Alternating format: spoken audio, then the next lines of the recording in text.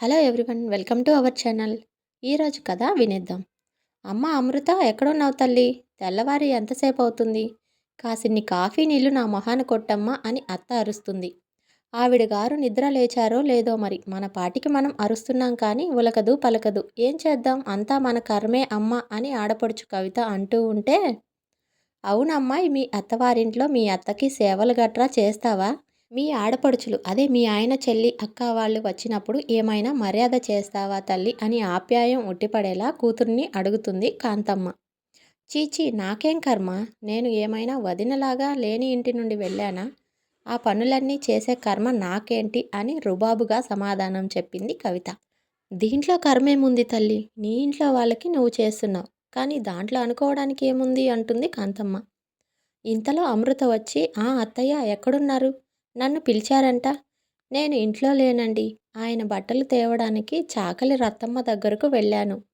కీర్తి చెప్పింది నాన్నమ్మ పిలిచింది అని.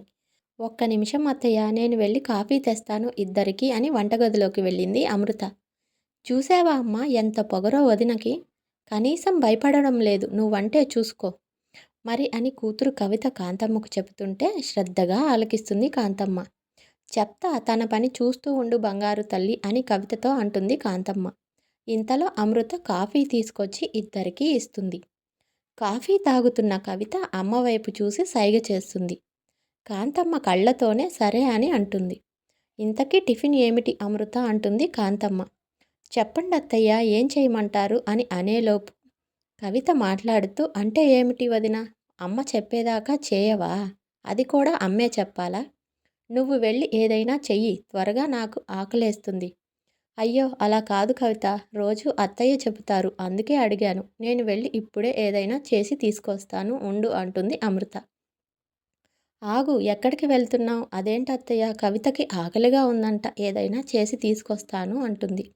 ఇక కాంతమ్మ, ముందు నువ్వు కాఫీ తాగావా మరి అని అంటుంది. లేదత్తయ్య అంటుంది అమృత. మధ్యలో కవిత ఇలా అంటుంది, అబ్బా, ఇప్పుడు ఆవిడ కాఫీలు తాగకపోతే ఊరేమైనా మునిగిపోతుందా అమ్మా అని కవిత కాంతమ్మ గారిపైన అరుస్తుంది. ఇక కాంతమ్మ, నువ్వేం చేసావని పొద్దు పొద్దున్నే నీకు ఆకలేస్తుంది?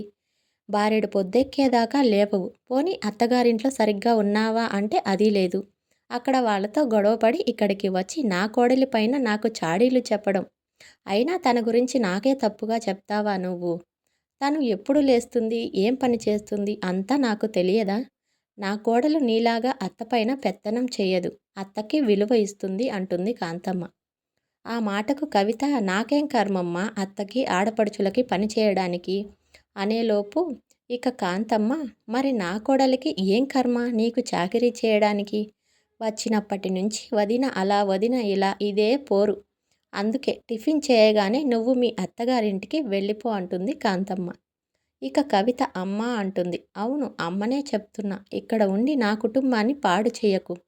వెళ్ళి బుద్ధిగా కాపురం చేసుకో. మీ ఆయనకి, అదే నా అల్లుడికి చెప్పాను నిన్ను వచ్చి తీసుకొని వెళ్ళమని. వస్తున్నాడు, వెళ్ళి బ్యాగు సర్దుకో అని కాంతమ్మ అంటే దానికి కవిత, నీకేం తెలుసమ్మా నన్ను వెళ్ళమంటావు? అసలు నేను ఎందుకు వచ్చానో తెలుసా? మా అత్తతో గొడవపడి వచ్చా, నేను వెళ్ళను అంటుంది. అందుకు కాంతమ్మ, నా ఇంట్లో ఉండకు, ఎక్కడికైనా వెళ్ళు అంటుంది. అమ్మా, నేను నీ సొంత కూతురునే, నన్ను పొమ్మంటావా? అది కూడా నీ కోడలి కోసం. దానికి కాంతమ్మ, నా కోడలు కాబట్టే ఊరుకుంటుంది, నీ ప్రవర్తన తెలిసి కూడా. ఇదంతా కాదు కవిత, వెళ్ళు ముందు మీ అత్తగారింటికి. మంచిదమ్మా అని కవిత ఏడుస్తూ బ్యాగు సర్దుకోవడానికి వెళుతుంది. ఇంతలో కవిత భర్త విజయ్ వస్తాడు. మరో భాగంలో మళ్ళీ